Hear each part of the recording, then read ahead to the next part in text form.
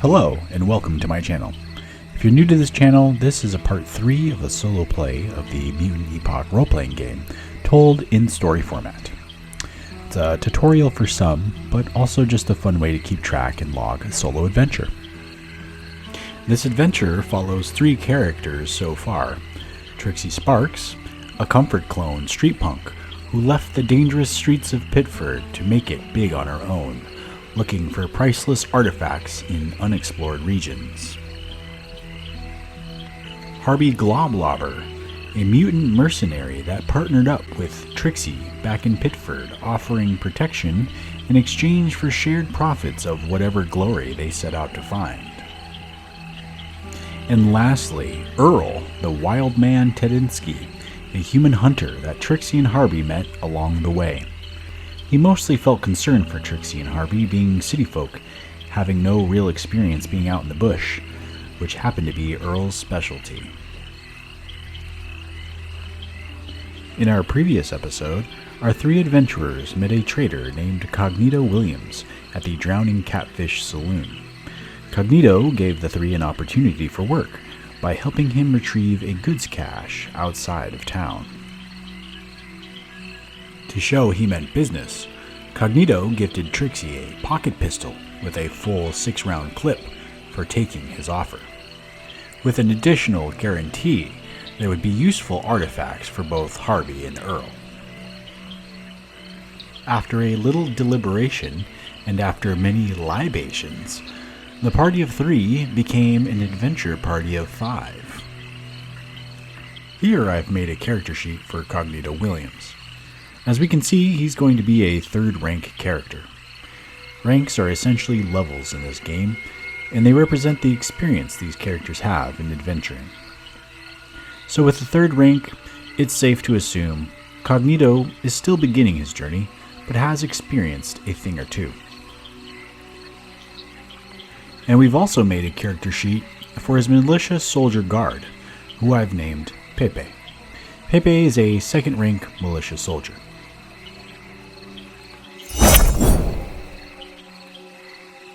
For this campaign, I will want some sort of way to keep track of time. This will help me keep track of their meal frequency, the time it takes for travel, healing, and any other consequential events.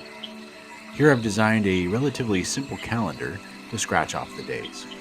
The year is set to 2364, and I just use numbers to represent what month and what day it is, with 12 months being in a year.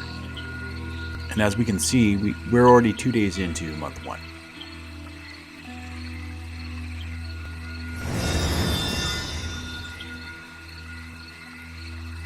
After spending the night at the River's End Motel, ran and operated by Gizmo, a mutant cliquey, the 3 adventurers, Trixie, Harvey, and Earl, met with Cognito Williams and his militia guard, Pepe. The 5 met at Artemis Wing's bistro for breakfast. Over some coffee, Cognito drew out a simple map of where they were headed. Cognito also gifted Trixie, Harvey, and Earl a few additional pieces of equipment to help them along the way. The 3 adventurers were each given a 30-liter backpack capable of carrying 23 kilograms, 1 torch each, 1 wool blanket each, and 1 3-person tent. Here we can see on Earl's character sheet we've added the gear he has received. I've allocated Earl to carry the 3-person tent, and I've also listed the weight of each item to ensure his list stays within the 23 kilogram limit of his backpack. With the map reviewed and the characters geared up, they felt they were ready to head out into the jungles to retrieve the cache. Cognito had hired a river boatman to take the party south along the river as far as they could go until they could take the rest of the way on foot. The boatman, named Captain Mad Irie, was a plant humanoid of a cannabis variety. You can roll up your own plantoid character using the new Mutant Epoch expansion rulebook, which has recently just been released. The party takes the boat south. The river winds and bends like a slithery snake creeping its way through the bush. The sounds of the residents of the dense jungles echo through the canopies, while the hum of the boat's motor trudges onward through the murky waters. Traveling down the river will take the boat about 10 miles per hour or 16 kilometers. Each hex on the map represents 5 kilometers or 3 miles. So it will only take an hour for the boat to travel from the star to the X on the map. However, traveling the river has its risks. For every hour out, there will be a 3 in 10 chance of an encounter. So using Bear Rodeo to display my dice roll, I'll roll a d10 and see if I get a 3 or less to activate an encounter. And with a result of 6, our adventurer manages to travel quick enough downstream that they avoid any potential jungle hazards. While on the boat, Trixie and her crew has an opportunity to chat with Cognito about his past. Trixie asks Cognito why he hid his cash all the way out here in the dangers of the jungles, instead of just bringing it to town with him. Cognito Williams explains that he was at odds with his old merchant rival, that his rival framed him for a crime and hired hitmen to kill him and burn down his shop, to which he killed one of the assassins and took what he could from his shop before taking off and hiding his goods in the jungle. The boat crept up to the spot Cognito had marked on the map. It was a lone dock in the middle of nowhere that looked to have been abandoned decades ago. An old cabin still stood at the boat landing, but looked boarded up and foreboding. Captain Mad Irie told Cognito and his group that he would stay parked at the dock for only 3 hours, to which he would leave and return the following day at the same time. The group stands on the edge of the boat, looking onward toward the creaky old dock. Cognito and Pepe take the lead since, after all, this was their mission. However, once Trixie and Harvey got closer to the old cabin, their wheels started to turn. Curiosity took over, and they wondered what lied behind those old shoddy walls. Trixie called up ahead to Cognito, asked if he'd ever gone inside that old cabin to see what was in there. Cognito said he hadn't. It just looked to him like an old wasted space, probably full of old rusty junk. Harvey chimed in that there was only going to be one way to know for sure, and that was to go in. The group huddled around the door with Trixie in the front and Harvey and Earl guarding her back. Trixie took out her pocket pistol and loaded a bullet in the chamber, while Harvey drew out his axe and Earl his hunter's knife. Trixie is going to go for the door handle. Let's decide if the door is locked or not. We'll roll a d4, and on a 1 or 2, it's unlocked, and on a 3 or 4, it's locked.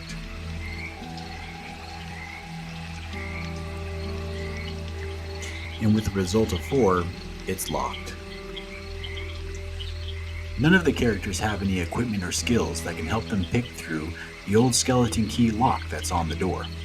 However, they can allocate the character with the strongest strength score to try and bust the door down. Among our characters in the party, Earl has the highest strength score of 42. The group allocates him to break the door down. Earl trades places with Trixie, and in a great heave, kicks his boot into the door. Since the door to the cabin is old and shoddy, Earl will only have to make a strength-based Type A hazard check to successfully break down the door.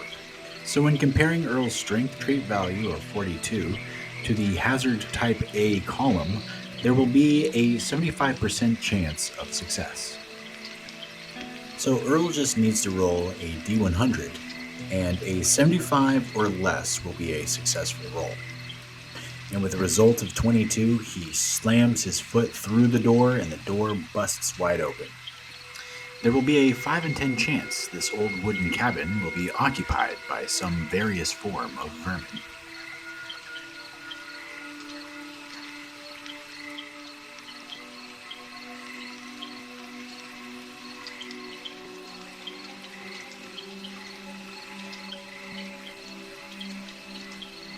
And with a result of 1, there will definitely be an encounter.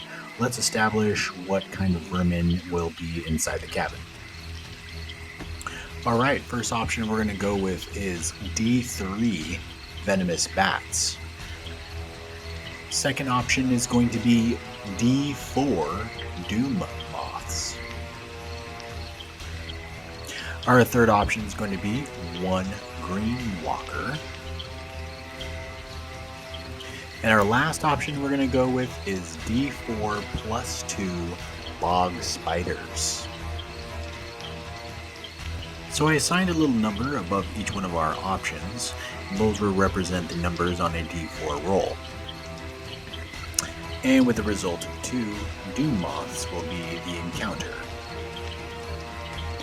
Now we want to establish how many Doom Moths are going to be in the encounter, and we'll roll a D4. With a max 4 Doom Moths in this encounter. The door explodes open with pieces of old rotten wood and dust filling the air. What dim light there was in the part of the swamp shined into the cabin like a decayed light of day. The sudden startle of the door causes a large fluttering creature to fly out and escape out the door, but not without trying to take a snap at Earl on the way out. Earl has been attacked in a surprise round. I'm going to allocate that Earl needs to make an agility-based successful Type A hazard check, or else he will be bitten by the Doom Moth, upon which he will then need to make an endurance-based Type C hazard check, or fall unconscious from the nasty little poison this moth delivers. So Earl's agility score is 53, so on the Type A hazard check he just needs 80% or less to successfully avoid being bitten. And with a 62, he makes a successful check. And now the regular encounter begins, and we'll go ahead and start rolling for initiative for that. Cognito has a +2 to his initiative, and Trixie has a +1, so we'll be sure to add that into their rolls as we go down the line.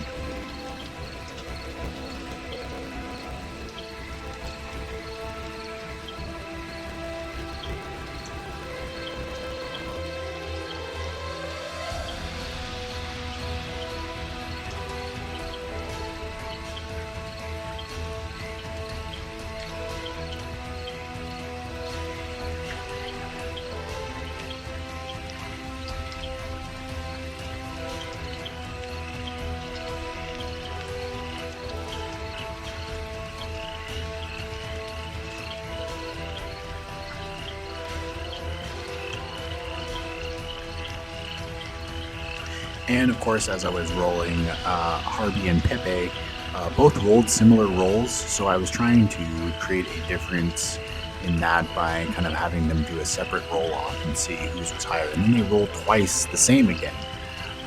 But then we did one more kind of sudden death roll for each of them, and then we have those rolls kind of expressed there, with just adding a +1 to one of them just to kind of differentiate the two.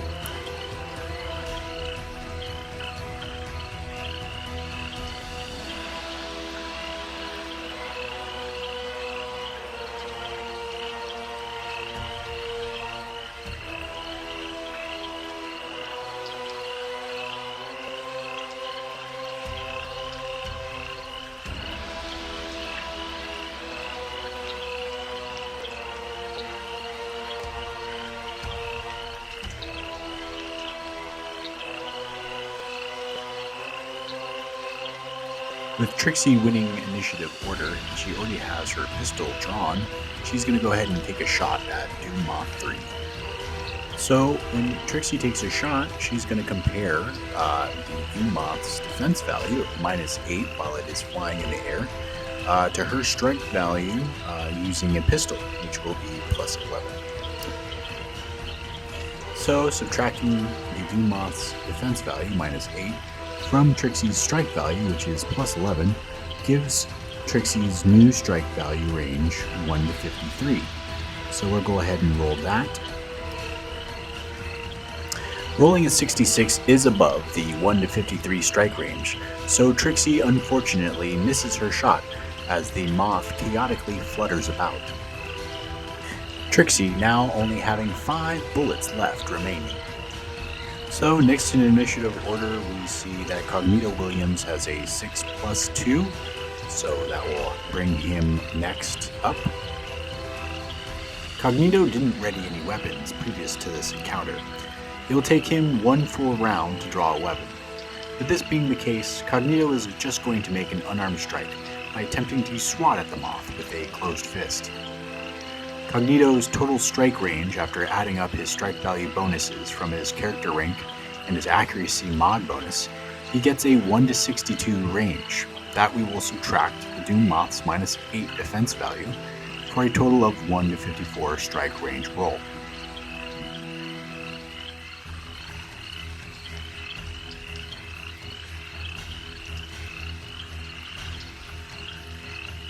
And with a roll of 45, that is a successful hit with a closed fist. Unarmed strikes will be a d6, and we'll add Cognito's strength bonus of +2 to the roll. Each Doom Moth will have an endurance of 2 plus d4 hit points, but since Cognito did 6 points of damage, that would be maxing out any endurance hit points that Doom Moth might have, so it is dead. Now it's Earl's turn in initiative order. Earl sees ahead the flutter of 3 more Doom Moths as they sit perched about the room. Earl, in a haste, heads over to the furthest one in the corner and attempts to slash it to bits with his hunter's knife.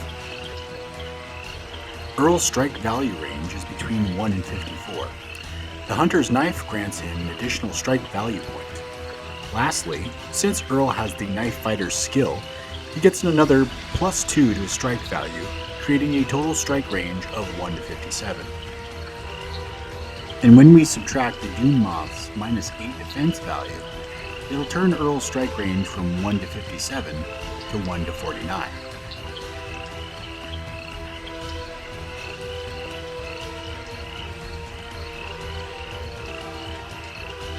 And with a roll of 35, Earl successfully slashes the Doom Moth with his hunter's knife. Earl now gets to roll for damage. He will roll a d8 plus 1 for the knife. He will also include his strength damage bonus of +2 and his knife fighter skill bonus of +2 for a devastating total of d8 plus 5.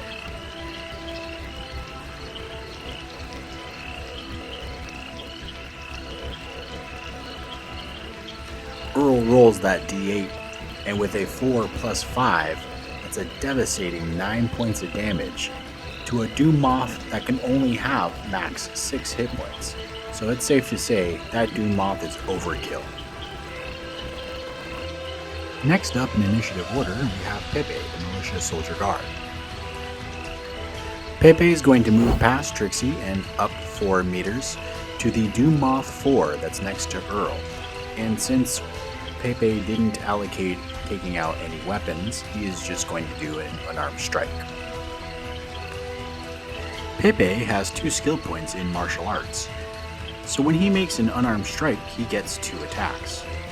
Each attack getting a +7 strike value bonus from his skill. In addition, he receives a +5 strike value bonus for being a second-rate character. This brings his total strike value range between 1 and 62. Subtracting -8 from the Doom Moth's defense value, and we get a total of 1 to 54 for both attacks.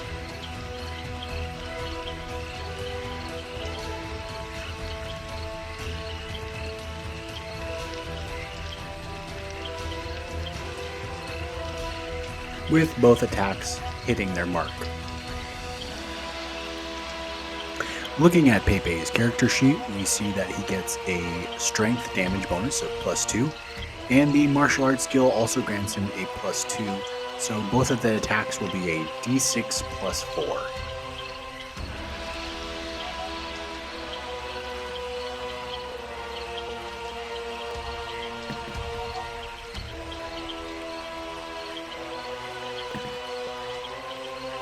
So after rolling 2 d6s and getting both max rolls each, Pepe does a devastating 20 points of damage. Now that's overkill. Now it's Harvey's turn in initiative order. Harvey is going to attempt to use his infamous coma inducement mutation. That will be a type B hazard check using the Doom Moth's will save. For the Doom Moth, we can see that its will stat is only 16. And for a hazard check type B, this will only grant the Doom Moth a 52% chance to overcome the coma inducement.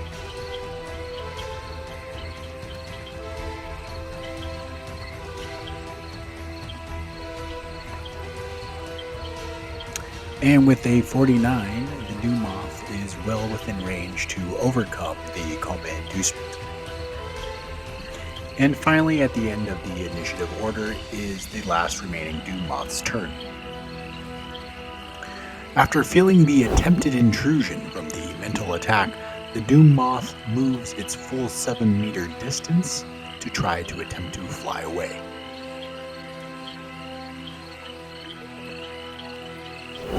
The party decides to let the Doom Moth fly off into the swamp,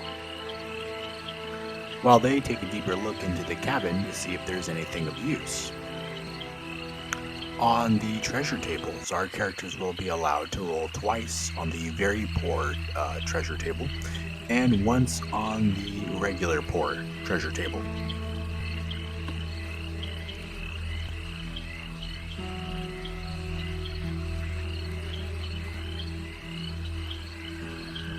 So for the first set of rolls, we rolled 2 3s, which will be D3 silver pieces each.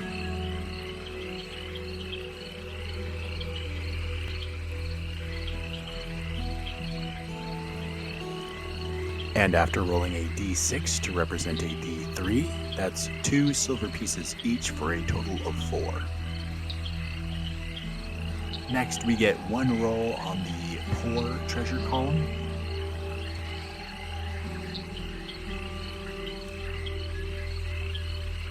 And with a 5, that grants us D100 roll of silver pieces.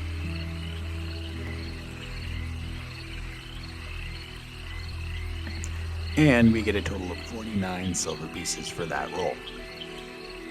So after checking and searching around every nook and cranny of the old shoddy dock cabin, our party was able to recover 53 silver pieces, to which they distributed evenly among the group, with 1 additional silver given to Pepe, Earl, and Cognito for each killing a Doom Moth. This will conclude part 3 of our Into the Bush solo Mutant Epoch RPG. If you like this video, please give it a like and share your thoughts in the comments.